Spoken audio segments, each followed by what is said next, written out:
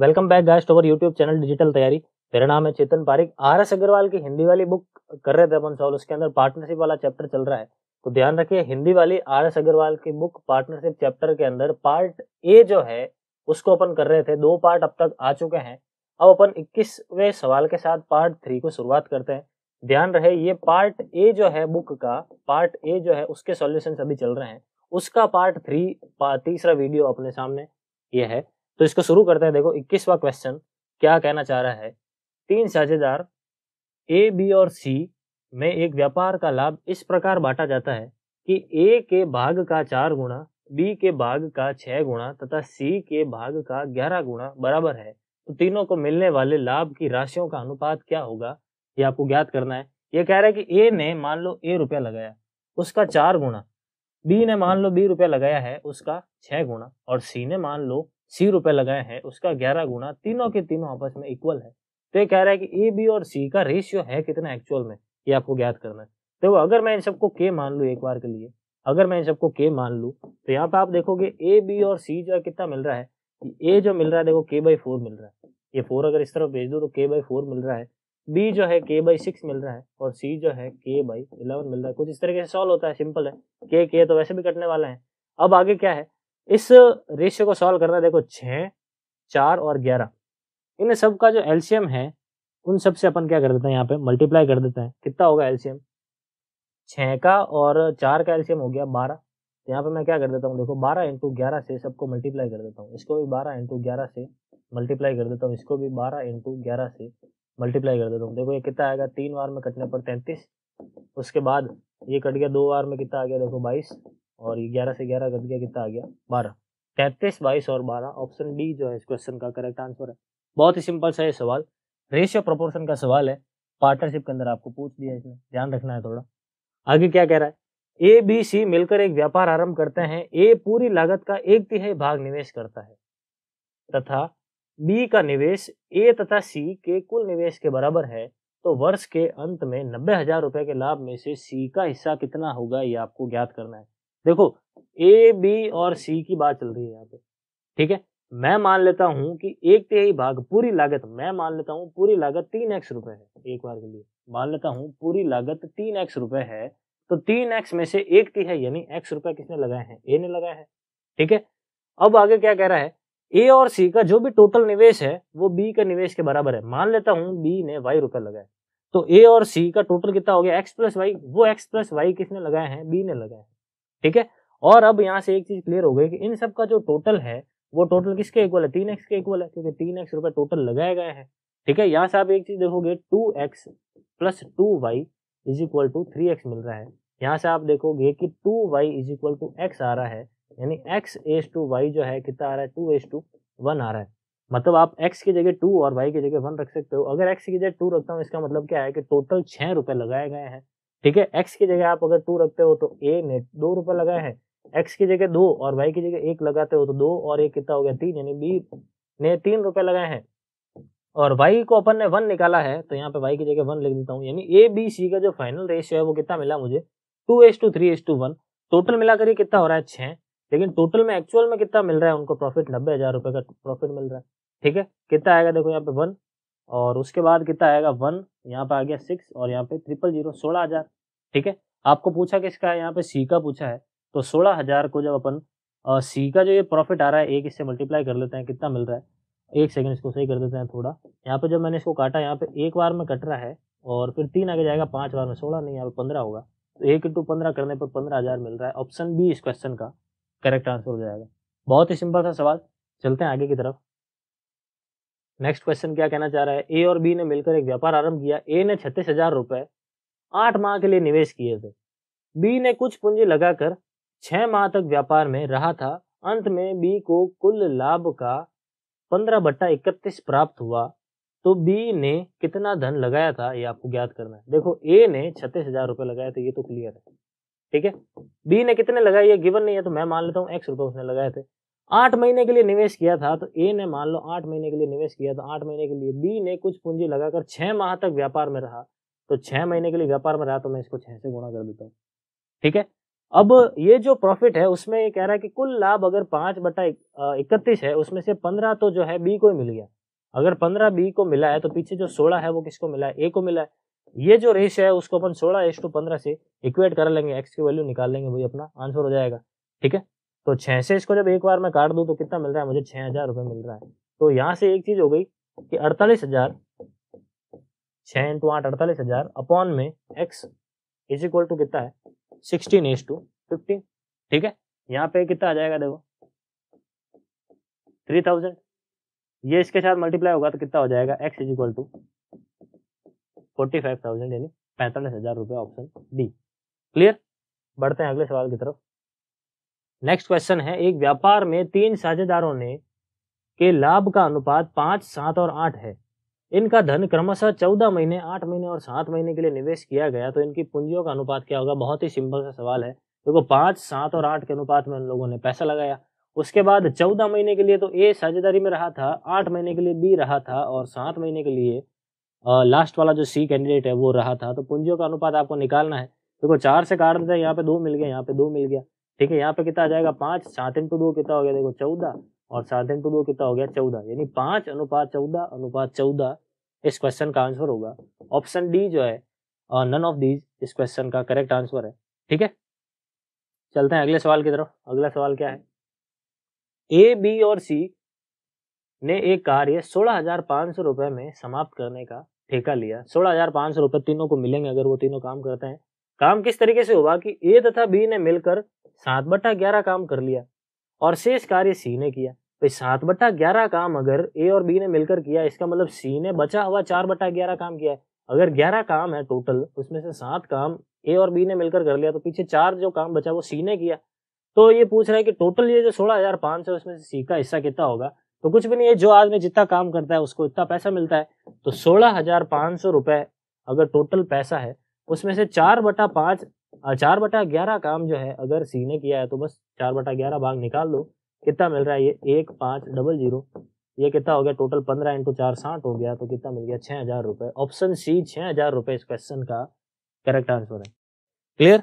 I hope हर एक सवाल आपको अच्छी तरीके से समझ में आ रहे हैं। अगर आपको समझ में आ रहे हैं तो इसको शेयर करें, वीडियो को लाइक करें, अपने सजेशंस कमेंट बॉक्स के अंदर जरूर लिख के बताएं। हर एक क्वेश्चन को आप भी साथ साथ में ट्राई करते रहें। देखिए सवाल क्या है अगला, 26वां सवाल। मीनाक्षी ने 12,000 रुपए का निवेश करके व्यवसाय आरंभ किया। 5 महीने बाद 9,000 रुपए की पूंजी लगाकर अभय भी साझेदार बन गया। वर्ष के अंत में 4,416 के कुल लाभ में से मीनाक्षी का भाग कितना है, ये आपको ज्ञात करना है। ठीक है, एक तरफ मीनाक्षी की बात चल रही है, एक तरफ अभय की बात चल रही है। मीनाक्षी ने 12,000 रुपए इन्वेस्ट किए और अभय ने 9,000 रुपए इन्वेस्ट किए। ठीक है, 5 महीने बाद 9,000 रुपए लगाकर अभय साझेदारी में आता है। अगर 12 महीने साझेदारी टिकी है, क्योंकि वर्ष के अंत यहाँ पे लिख रखा है, यानी 12 महीने साझेदारी टिकती है, तो 12 महीने मीनाक्षी का तो पैसा पूरे टाइम के अंदर था, लेकिन 5 महीने लेट अभय आता है। इसका मतलब 12 में से 5 जाएगा, कितना आ जाएगा 7। तो यहाँ पे मैंने 7 से मल्टीप्लाई कर दिया। 3 0 से 3 0 यहाँ पे कैंसिल कर देते हैं अपन। उसके बाद 3 से इसको काट देते हैं, 3 बार में 3 से काट देते हैं, 4 बार में 3 से अगेन काट देते हैं, 4 बार में 4 × 4 16 और यहाँ पे कितना आ गया 7। टोटल मिलाकर ये कितना हो गया 4, टोटल हो गया ये 23। ठीक है, 4,416 को इस अनुपात में बांटते हैं, मीनाक्षी का हिस्सा कितना आएगा, तो 4,416/23 इंटू मीनाक्षी का हिस्सा मुझे निकालना है, यानी 16 मुझे निकालना है। इस चीज को कैलकुलेट करके देखना है क्या आंसर आएगा, उसको अपन टिक लगा देंगे। ठीक है, 23 से काटते हैं, देखो डायरेक्ट एक बार में कट रहा है 17 और 4 कितने हो गए 21, ये 21 चला गया आगे। ठीक है, उसके बाद अपन देखते हैं 23 से ये 9 बार में कट रहा है, 23 से 9 बार में ही कट रहा है, सॉरी 9 बार में कटता है। अगर 9 से मल्टीप्लाई करते हैं 27, यहाँ पे आएगा 2, 18 और 2 कितने हो गए 20, पीछे बच रहा है रिमेनिंग 4, ये 4 अगर आगे चला गया तो 2 बार में, यानी 192 मिल रहा है। 192 को अगर आप 16 से मल्टीप्लाई करा देते हो, 192 को आप 16 से मल्टीप्लाई करा देते हो, 16 × 2 कितने हो गए 32, यहाँ पे आ गया कितना 3। ठीक है, 16 × 9 144, 144 और 3 कितने हो गए 144 और 3 हो गए 147, यहाँ पे आ गया 14 और 16 और 14 कितने हो गए 30, यानी 3,072। ऑप्शन सी जो है इस क्वेश्चन का करेक्ट आंसर होगा। बहुत ही सिंपल सा सवाल। चलते हैं अगले सवाल की तरफ। प्रभा ने 32,000 रुपए का निवेश करके एक व्यापार आरंभ किया। 5 माह बाद 22,000 रुपए की पूंजी लगाकर अमित भी साझेदार बन गया। वर्ष के अंत में 16,409 रुपए के कुल लाभ में प्रभा का भाग कितना है, यह आपको ज्ञात करना है। देखो दो जने हैं यहाँ पे, प्रभा और अमित की बात चल रही है। प्रभा ने 32,000 रुपए अगर इन्वेस्ट किए हैं, क्वेश्चन में लिख रखा है 32,000 रुपए, और अमित ने 22,000 रुपए इन्वेस्ट किए। बिल्कुल सेम सवाल है जो भी अपन ने लास्ट किया था। 5 महीने बाद अगर आया है, देखो 12 महीने के लिए प्रभा साझेदारी में रही है, इसका मतलब 7 महीने के लिए अमित साझेदारी के अंदर रहा है। तो अब आपको क्या करना है, इस रेशियो के अंदर ये जो 16,409 है इसको बांटना है और चेक करना है प्रभा को कितना मिला। आप इसको सॉल्व कर सकते हैं, बहुत ही सिंपल सा सवाल है। आपको इस कैलकुलेशन को सॉल्व करके अपना जो भी आंसर है वो मुझे कमेंट बॉक्स के अंदर लिख के बताना है, मैं आपका आंसर चेक कर लूंगा। बहुत ही सिंपल सवाल, बिल्कुल 26 नंबर क्वेश्चन के जैसा का जैसा। मैं आगे की तरफ बढ़ता हूँ। क्वेश्चन क्या कहना चाह रहा है, ए ने 45,000 रुपए के निवेश से एक व्यापार आरंभ किया। यहाँ पे ए और बी की बात चल रही है। ए ने 45,000 रुपए निवेश किए, ठीक है। कुछ समय बाद बी 54,000 रुपए का निवेश करके उसका साझेदार बन गया। यदि व्यापार में होने वाले लाभ को वर्ष के अंत में उनमें 2:1 में बांटा जाता है तो कितने महीनों के बाद बी साझेदार बना था। देखो साझेदार बी जब बना तो वो 54,000 रुपए लेके आया था। अब ए ने तो हालांकि पूरे 12 महीने के लिए पैसे लगा के रखे थे, क्योंकि वर्ष के अंत की बात चल रही है, मतलब 12 महीने की बात चल रही है, तो ए ने अपने पैसों के साथ बिल्कुल भी छेड़खानी नहीं की। यूं कहीं वो पूरे समय के लिए टिका था। लेकिन बी जो है कुछ समय के बाद आया, कुछ समय के बाद आया, कितने समय बाद आया यही आपको निकालना है। मैं मान लेता हूं वो टी समय के लिए पार्टनरशिप के अंदर टिका हुआ था, कुछ महीने लेट आया, लेकिन भले ही वो लेट आया, अब जो है वो टी महीनों के लिए पार्टनरशिप के अंदर टिका हुआ था। अब यहाँ से अपन देख लेते हैं, इनका जो रेशियो आ रहा है 9 से काट दिया 5 बार में, 6 बार में, 6 से काट दिया 2 बार में, कितना मिल रहा है 10:T, 10:T मिल रहा है, ठीक है। और ये जो है किसके इक्वल है, 2:1 के इक्वल है, यानी 10/T बराबर आपको कितना दे रखा है, 2/1 दे रखा है। 2 से इसको काट दो 5, यहाँ से आपको टी कितना मिल गया, 5 महीने। कहने का मतलब है कि बी का जो पैसा है वो 5 महीने के लिए साझेदारी के अंदर टिका था, 5 महीने के अंदर टिका था। इसका मतलब पहले वाले जो 7 महीने हैं वो लेट आया था। तो इस क्वेश्चन का आंसर कितना होगा, 7 महीने होगा। ऑप्शन डी जो है इस क्वेश्चन का करेक्ट आंसर होगा। जल्दबाजी में कहीं आप ऑप्शन बी को आंसर ना लगा दे, बी इसका आंसर नहीं है। ये सेम सवाल, या आई होप इसी टाइप का एक सेम सवाल अपन ने प्रीवियस पार्ट के अंदर भी किया है, पार्ट नंबर 1 या 2 के अंदर। चलते हैं देखो अगले सवाल की तरफ। अगला सवाल क्या है, 4 ग्वालों ए, बी तथा सी और डी ने मिलकर एक चरागाह किराए पर लिया, ठीक है। ए ने अपनी 18 गाय 4 महीने चराई, बी ने 25 गाय 2 महीने चराई और सी ने 28 गाय 5 महीने के लिए चराई।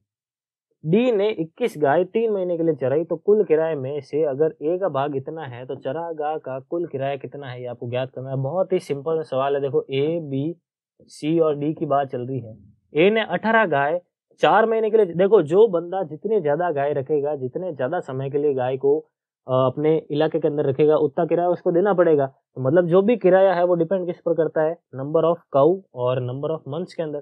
तो 18 गाय 4 महीने के लिए है तो 18 × 4 कितना होगा, 72, यानी 72 यूनिट्स जो है किराया का जो भी पोर्शन होगा 72 यूनिट्स जो है ए देगा। 25 × 2 कर लेता है कितना आ रहा है 50, यानी 50 यूनिट्स बी का होगा। 28 × 5 कर लेते हैं कितना हो रहा है 140 हो रहा है। और उसके बाद 21 × 3 कर लेते हैं कितना हो रहा है 63। ये जो रेशियो है, इस रेशियो के अंदर इन लोगों ने अपना अपना पैसा इन्वेस्ट किया है। क्वेश्चन में दे रहा है कि ए ने एक्चुअल में 3600 रुपए लगाए हैं। ये जो 72 है वो एक्चुअल में 72 नहीं है, यहाँ पे ये एक्चुअल में 3600 है। तो आपको पूछ रहा है कि टोटल मिलाकर ये किराया कितना है, ये आपको ज्ञात करना है। देखो टोटल कितना है किराया, तो आपको क्या कर देता है 3600 के अंदर 72 का डिवाइड कर देता है और इन सब का जो टोटल है वो मल्टीप्लाई में लिख देता है। टोटल कितना आ रहेगा, 3 और 2 5 हो गए, 6 और 4 10, 10 और 5 15, 15 और 7 कितना होगा 22, 2 कैरी चला गया तो 3, यहाँ पे मिल गया मुझे 3, 325, ठीक है। इन सब का एडिशन 325 आ रहा है, यहाँ पे लिख देता है। 36 से काटा 100 बार में, 36 से काट दिया 2 बार में, 2 से काट दिया 50 बार में, यहाँ पे आ गया 0, 5 × 5 25, यहाँ पे आ गया 2, 5 × 2 10 और 2 कितने हो गए, 10 और 2 हो गए 12, यहाँ पे हो गए 1, 5 × 3 15 और 1 कितने हो गए 16, यानी 16,250 रुपए उस चरागाह का टोटल किराया है। ऑप्शन सी जो है इस क्वेश्चन का करेक्ट आंसर होगा। क्लियर, आई होप आपको ये क्वेश्चन अच्छी तरीके से समझ में आ चुका है। चलते हैं अगले सवाल की तरफ। अगला सवाल क्या कहना चाह रहा है, आप पहले खुद ट्राई करेंगे उसके बाद सॉल्यूशन को देखेंगे। बहुत ही सिंपल है ये सवाल।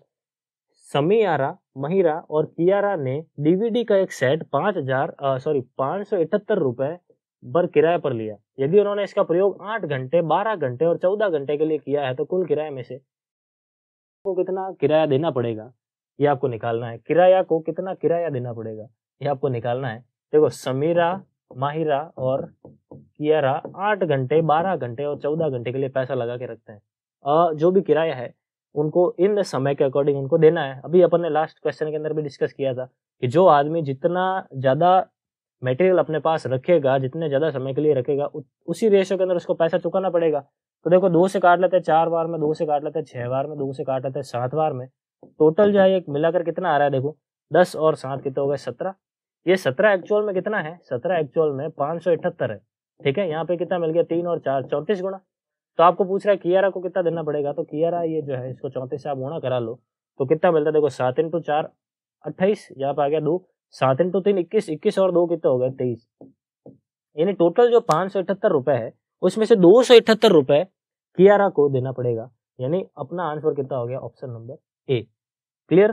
तो यहीं पे पार्ट नंबर 3 अपन खत्म करते हैं। पार्टनरशिप चैप्टर पार्ट ए का अपन ने सॉल्व किया है। 30 क्वेश्चन अपन ने सारे के सारे किए हैं।